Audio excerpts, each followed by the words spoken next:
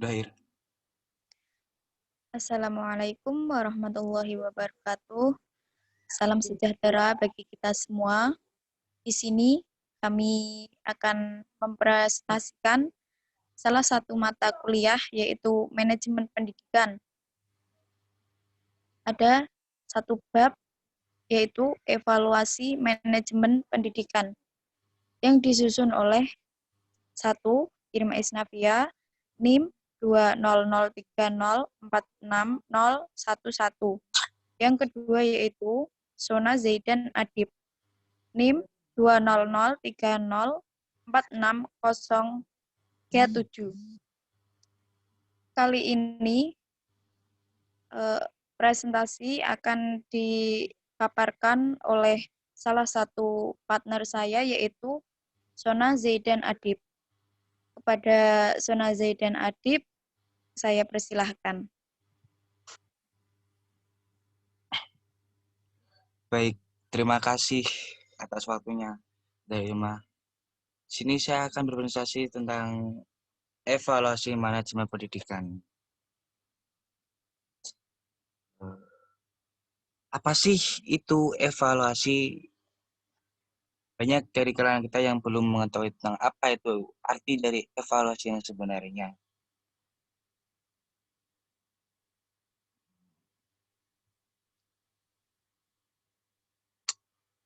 Evaluasi. Evaluasi merupakan subsistem yang sangat penting dan sangat dibutuhkan dalam setiap sistem pendidikan.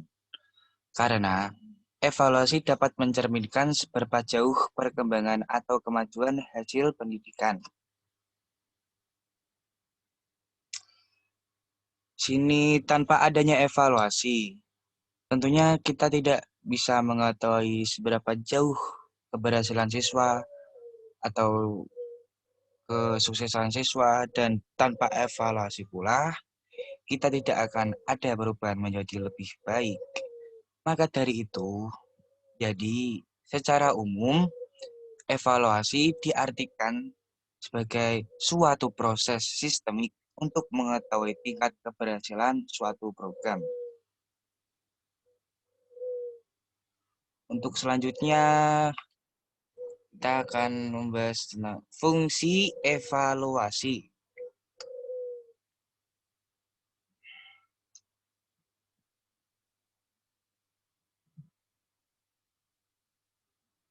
Ini fungsi pertama dari evaluasi, yaitu membuat kebijakan dan keputusan.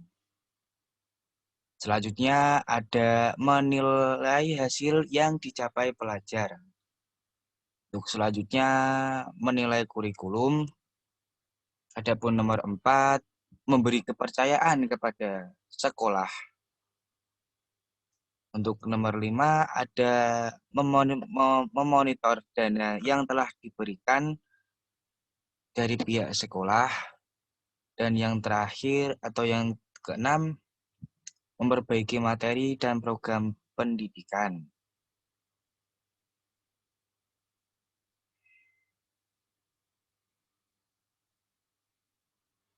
Selanjutnya ada prinsip evaluasi. Nah, di sini evaluasi juga mempunyai prinsip, di mana prinsipnya itu adalah satu, keterpaduan. Untuk yang kedua, keterlibatan peserta didik. Ketiga, ada koherensi, terus ada pedagogis, dan juga ada akuntabel.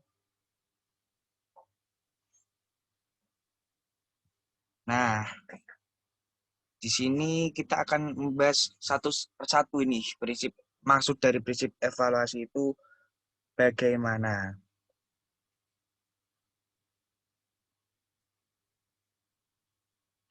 Yang pertama ada keterpaduan. Di sini evaluasi harus dilakukan dengan prinsip keterpaduan antara tujuan instruksional, pengajaran, materi pembelajaran, dan metode pengajaran. Untuk selanjutnya ada keterlibatan peserta didik. Di sini yang dimaksud keterlibatan peserta didik yaitu merupakan suatu hal yang mutlak. Kenapa bisa dikatakan mutlak? Karena keterlibatan peserta didik dalam evaluasi bukan alternatif, tapi kebutuhan mutlak. Atau dapat dikatakan dalam bahasa lain, peran utama dalam evaluasi ini ya peserta didik.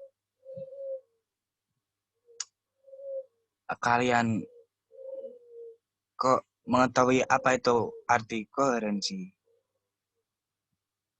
Baiklah, koherensi di sini mempunyai arti evaluasi harus berkaitan dengan materi pengajaran yang telah dipelajari dan sesuai dengan ranah kemampuan peserta didik yang hendak diukur. Untuk selanjutnya ada pedagogis. Apa sih pedagogis itu? Maksud dari pedagogis di sini menjelaskan perlu adanya total penilaian dari aspek pedagogis untuk melihat perubahan sikap dan perilaku sehingga pada akhirnya hasil evaluasi mampu menjadi motivator bagi diri siswa masing-masing siswa atau dapat memotivasi siswa-siswa tersebut dalam melakukan evaluasi. Yang terakhir ada akuntabel. Nah, akuntabel adalah hasil evaluasi haruslah menjadi alat akuntabilitasi atau bahan pertanggungjawaban bagi pihak yang berkepentingan seperti orang tua, siswa, sekolah, guru, dan lain sebagainya. Untuk selanjutnya, evaluasi memiliki dua tingkat, yaitu yang pertama ada tingkat makro dan ada tingkat meso. Apa sih yang dimaksud makro itu? Tingkat makro yaitu salah satu kebijakan evaluasi pendidikan yang bersifat makro adalah dengan digulirkannya ujian nasional atau yang bisa kita sebut dengan UN. Nah, untuk meso tersendiri, evaluasi pendidikan biasanya diselenggarakan oleh Dinas Pendidikan Provinsi atau Dinas Pendidikan Kabupaten ataupun kota.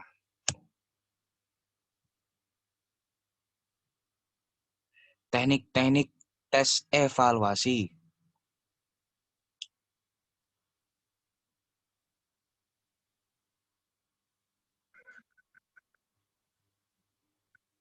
1. Teknik formatif.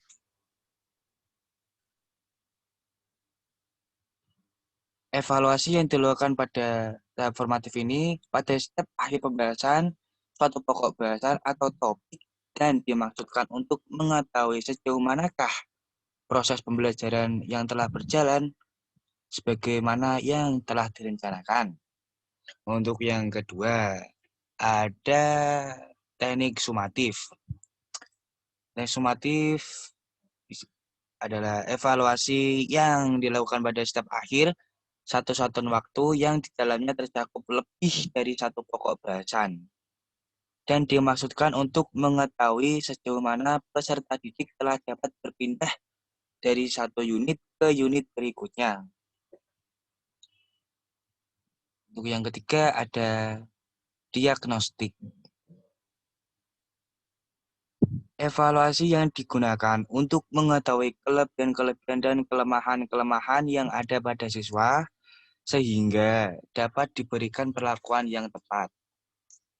Untuk ketiga ini perbedaannya sudah jelas ya. Yang pertama, untuk mengetahui suatu proses pembelajaran telah berjalan sebagaimana mengetahuinya. Untuk yang sumatif sendiri ada sejauh mana peserta didik telah dapat berpindah dari posisi satu ke posisi yang lainnya. Untuk diagnostik untuk mengetahui kelebihan dan kelemahan yang ada pada siswa sendiri. Oke, selanjutnya ada tujuan evaluasi. Di sini evaluasi memiliki tujuan untuk melihat dan mengetahui apa saja yang terjadi dalam proses pembelajaran. Terima kasih. Apabila kalian memiliki pertanyaan lebih lanjut, bisa menghubungi Saudari Irma Isnavia atau Sona Yedan Adib, saya sendiri, dengan nomor WA yang telah tertera di bawah ini, atau bisa melalui akun Facebook kami, akun Telegram kami, atau bahkan bisa melalui akun Twitter kami. Terima kasih, saya kembalikan kepada Saudari Irma selaku moderator. Terima kasih atas presentasinya. Jadi kesimpulannya yaitu evaluasi adalah suatu proses untuk tingkat pencapaian tujuan pembelajaran yang telah ditentukan sebelumnya melalui cara yang sistematis. Evaluasi bertujuan untuk mengumpulkan informasi yang menjadi landasan dalam mengukur tingkat kemajuan, perkembangan, dan pencapaian belajar peserta didik serta keefektifan pendidik dalam mengajar. Pengukuran dan penilaian menjadi kegiatan utama dalam evaluasi pembelajaran. Sekian yang bisa kan, kurang lebih maaf, bisa terima kasih. Wassalamualaikum warahmatullahi wabarakatuh. Waalaikumsalam warahmatullahi wabarakatuh. Terima kasih.